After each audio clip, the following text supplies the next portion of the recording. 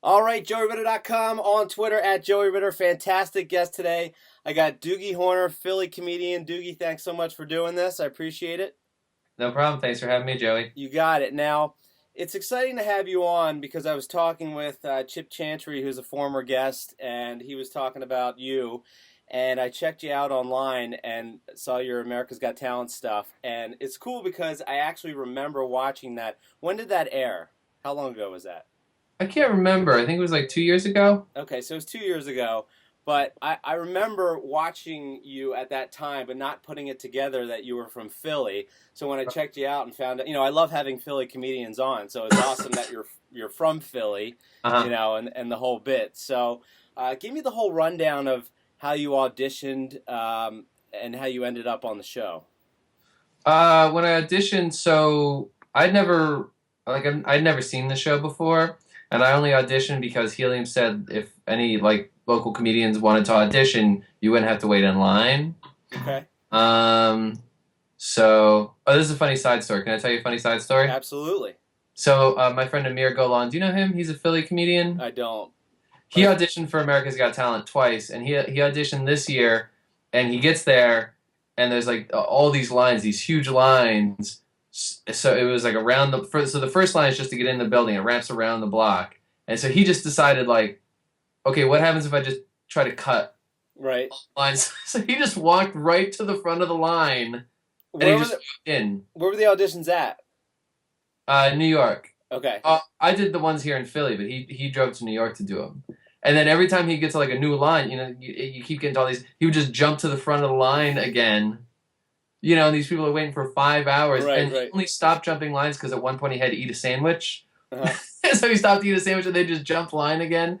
And so when he got up to audition in front of the judges, everybody has a number on, Uh-huh. and they're calling out people's numbers, and so they're going like number 100, 101, 102, and then they get to him, and they go number 933, 104. Nice. Like nobody gave. Yeah, I mean, it didn't matter. And So nobody yelled at him for cutting lines or anything? oh, they don't give a shit. Yeah. They're like, none of you people are getting on the show anyways. We don't care. You can butt in line, and you will get there sooner. And we'll just tell you no sooner. Um, yeah. So the audition. Oh, so I auditioned in Philly, and then you have to do like a phone interview, and most of it is just they want to see what you're like. Like your act is important, but I think they care more about you being interesting. Mhm. So then I made it to New York, and I did the New York show, which is the one where they booed me. Well, now before we talk about that, um, so you had to perform in front of a couple judges. Were you up against other stand-ups, or were you against juggling acts and a whole bunch of different talents? In New York, when I was on stage, or No, when before? you went in Philly before you made it to New York. But yeah, you're always up against in the middle of like random acts. Okay.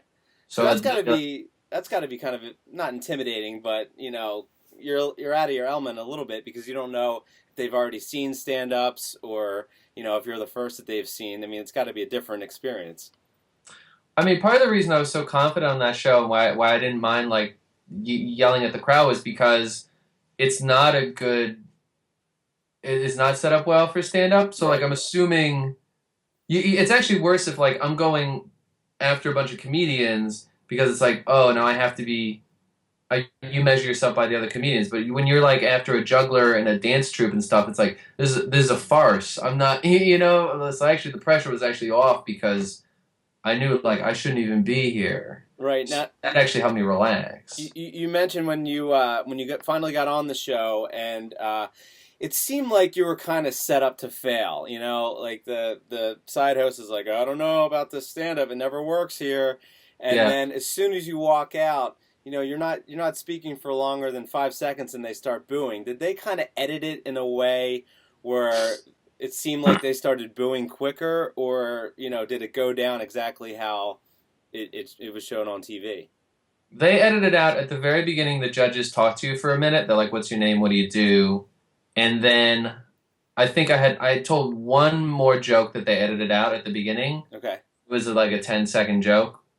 So it was basically exactly like that. The only thing they did actually that was large was the buzzer when Lars Piers when he buzzed me on the TV show. They make it look like he buzzes me like 30 seconds in. In actuality, he buzzed me like 15 seconds in. Okay. I buzzed quite a bit earlier than that. Now, if you were a judge and you had the judge Howie Mandel, Sharon Osbourne, and Piers Morgan, would you let them go to Las Vegas based on their talents? Wait, what am I judging for? So Howie Mandel, I guess. Mandel, I'm judging as a comedian. Yeah, he's a comedian. I guess that's what he's known for. But he's been a game show host recently. But yeah, we'll go with comedian for Howie, and Sharon, daytime talk show host, and Piers, talk show host. Yeah, of course I would let them advance. They're professional. They are very good. I was trying to give you the form to snap back, but Dancing Dog is pretty good. I know that you're a professional comedian. Of course, yeah. Howie Mandel stand-up. I mean, did you watch him back in the '80s and stuff? I did, yeah. When I was a kid, that's actually the first stand-up comedian I remember, like modern stand-up comedian I remember liking when I was a kid. Yeah.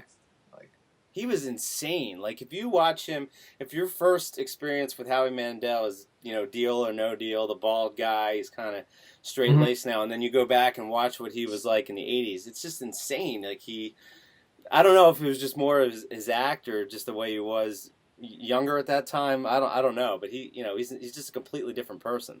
Yeah, he was zany. So, now, have you learned a lot from that experience on America's Got Talent? Or do you feel like you might be the same comedian had you not gone through that?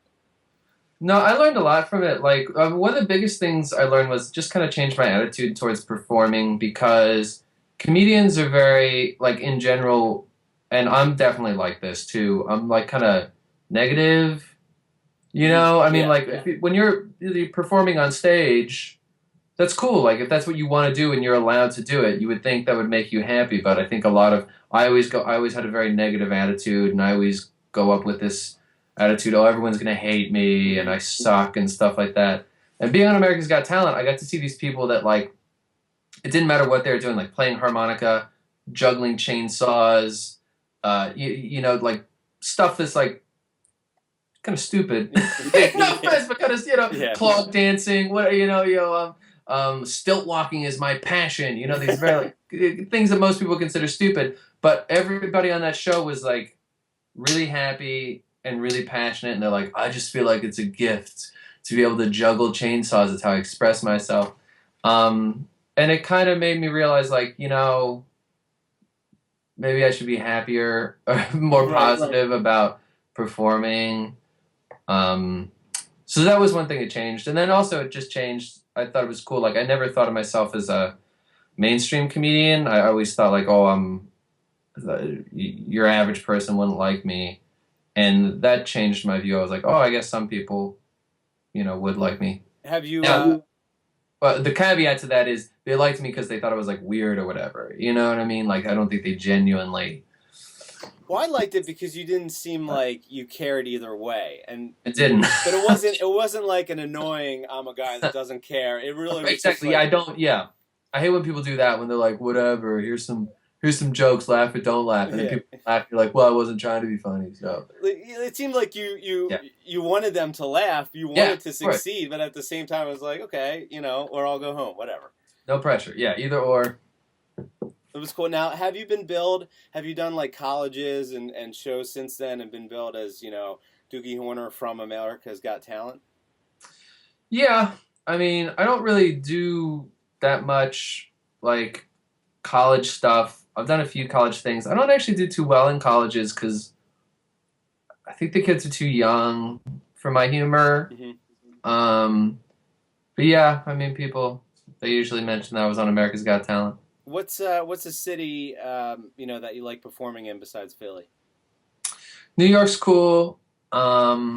It's weird. I was just in when I'm in New York, they tend to like the rooms I do are like alt rooms, and they tend to like jokes that are like less jokey, where like the setup is less obvious or like a little more challenging and stuff. Mm-hmm. But then I was just in Atlanta, and it's like the opposite. They liked more simple construction, So sometimes it's challenging when you go to a new city. It's like, oh, I don't know what they're gonna like. I love Portland. I mean, I love Philly. I like New York. I love Portland. I really like Bloomington. I perform at the Comedy Attic a lot, and they have a really cool hip crowd. Okay. I Now guess I'm brain cramping here. What's Bloomington? Indiana. Okay. I know I Bloomington. thought Vermont, but that's Killington, Vermont. Anyway, So yeah. I would say Portland's probably my favorite city to perform in. I've never been to Portland. It seems like a pretty cool. I mean, I've been to Seattle, and Uh-huh. it's kind of like that same area, and it's seems like it'd be a cool city. Portland's incredible, man. I don't know why everyone in the world doesn't live in Portland. I mean, I guess that wouldn't work. That wouldn't work well, but yeah, Practically, like, I mean, it's such a cool town. it's a cool town to just go out and hang out. They have great coffee, like coffee shops everywhere, bookstores everywhere. Everybody's an artist. Everybody, like, people know how to live. Like, it's really easy to get healthy food. You can just buy, like, apples. Mm-hmm. They don't suck. Right. And, there's nature. It's nice. Right. It's a nice town. Now, speaking of books, you're a guy that likes to read. Mm-hmm.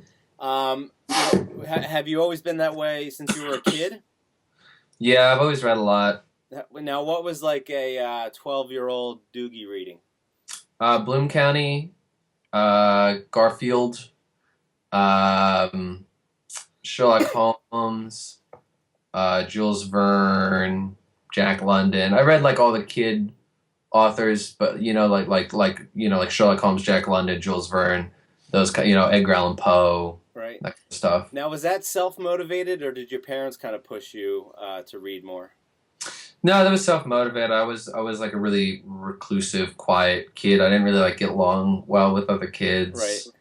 See, I admire that in a way because Admire social awkwardness. No, I'm sorry. The reading, the self-motivated to read, because when I was a kid, my parents would always just let me watch TV, and if I had a choice between TV and books, I would choose TV 100% of the time. Oh, I did both. Yeah. I watched tons of TV too. I would stay up all night, like watching like old movies, like Bob Hope movies or Cary Grant and stuff like that. Yeah. I did both. I'm not too familiar with the old movies, but yeah, I watched a lot of movies myself. Now, we traded emails, and you said you used to play a lot of table tennis, and you had to stop Yes. when you started comedy because you didn't have Yep. time for both. Yeah. I think you're joking with me. No, I'm serious. You're serious?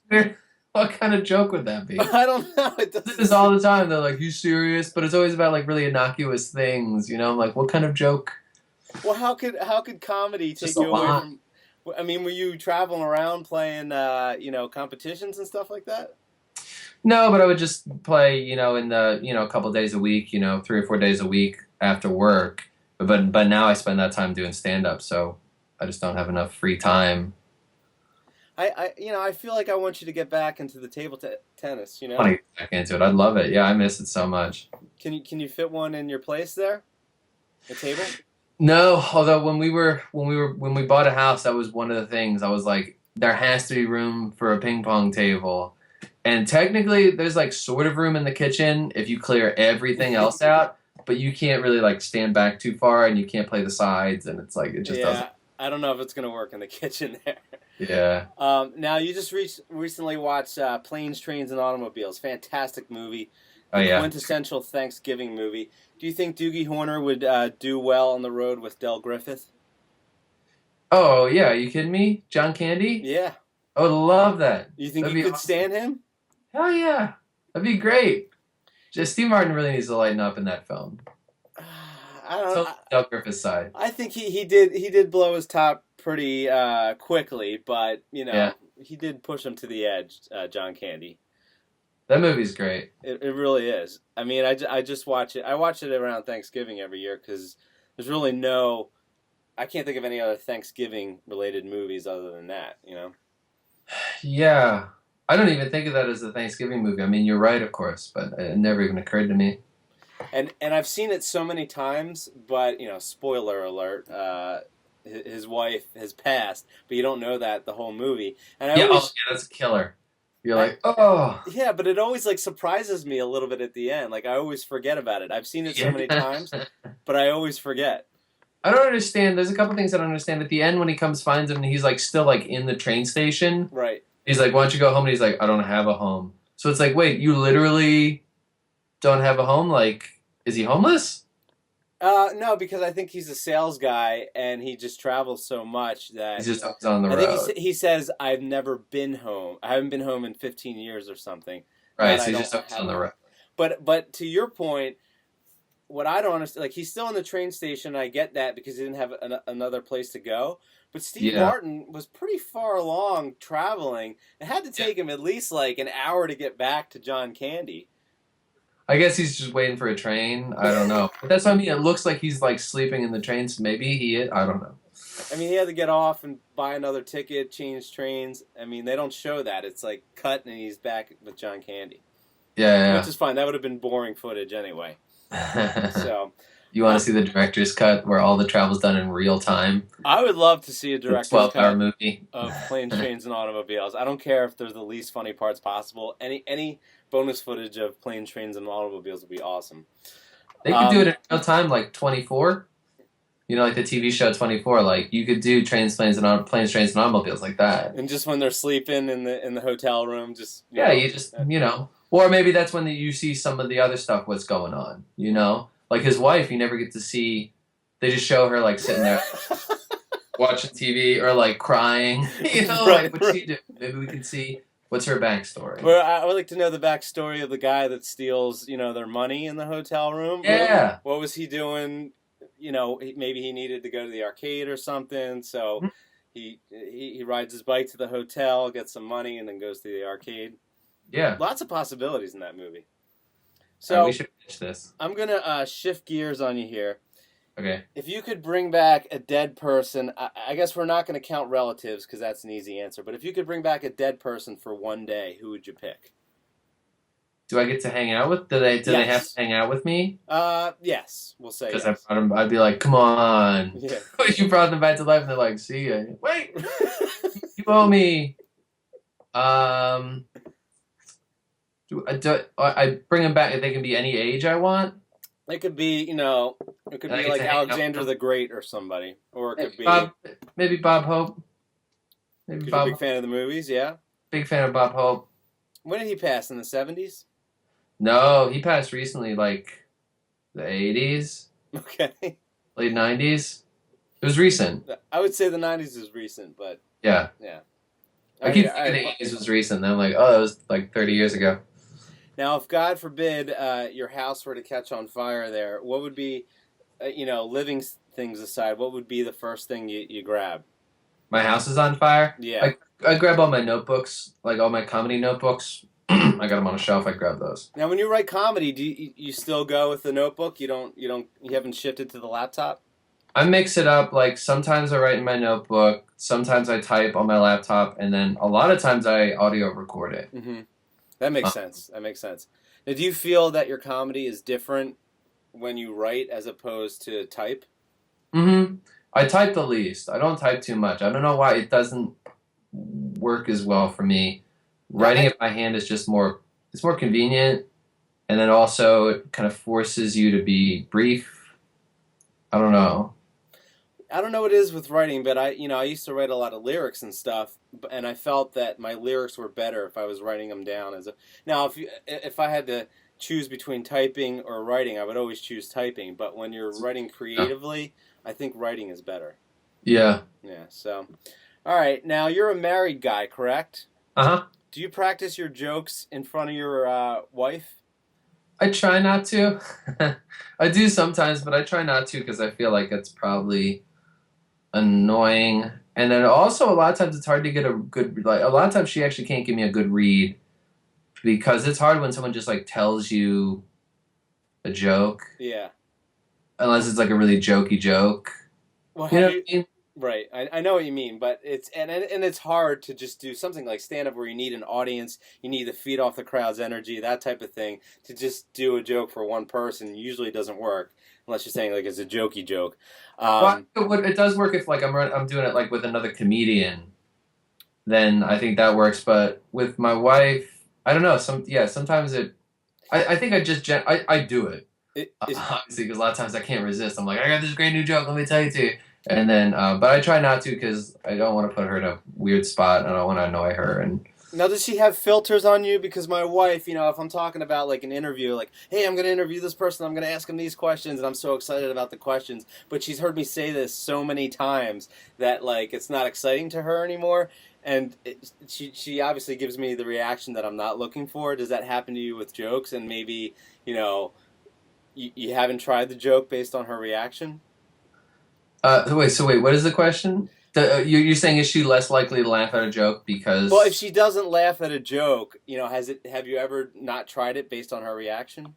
Yeah, I think yeah. See, But it's because I trust her judgment. You know what I mean? Like, so. I hear you. All right, well, Doogie, people should visit you at doogiehorner.com. Yep. And, you've got a lot of cool stuff up there. You got your videos, you got your writings, which I checked out Wikipedia Brown, which I loved. Oh, thank you. I just, I love that. And I love to mention some upcoming dates, but we're not quite there yet with listing shows. But I feel that 2013 is the year for that. I feel that it's going to happen. Yeah. And people can follow you on Twitter at Doogie Horner. Now, before I let you go, since we were talking 80s movies, we do a segment here on JoeyRitter.com called Turn It Up or Turn It Off. Okay. Very simple. I name 5 songs, and you just simply tell me if you turn it up or turn it off. Okay. Can you handle that? Yes. Okay. Turn it up. I went with 80s songs. I went with 80s soundtrack songs. Okay, I might not know a lot of these because I didn't really pay too much attention in the 80s to Okay, pop. well, if you don't know them, I'll sing them. And if you still don't know them, then that'll be embarrassing for just me. I'm going to ask you to sing all of these, by the way. I can do that. I can do that. Your first song is Don't You Forget About Me. I turn it off. Turn it off? Yeah, sorry. Based on my that's not to rendition or insult the you. song That's not to... All right. I feel bad when you're singing. I'm like, turn it off. Second song is She's a Maniac on the Dance Floor. Flashdance Turn soundtrack. it off. I don't like that song, You yeah. don't like it? All right, we're 0 for 2 so far. Both those songs drive me nuts, by the way. And we got Danger Zone from Top Gun. I would turn it up if I was in my car with the windows down. Like, if it was my car in summer with the windows down, I'd turn it, and I'm going to the beach, I'd turn it up. That's the best time to turn a song up. Otherwise, I would turn it down. Like, if I'm trying to fall asleep, I would turn it down. Turn it down is not an option, though. It's turn it off. I would turn it off. Okay. Fourth song is the Beverly Hills Cop theme. I believe it's called Axel Foley in F. How's that go?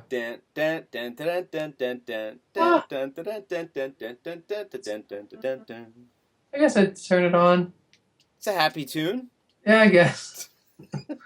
All right, and your last song is Wind Beneath My Wings, Bette Midler.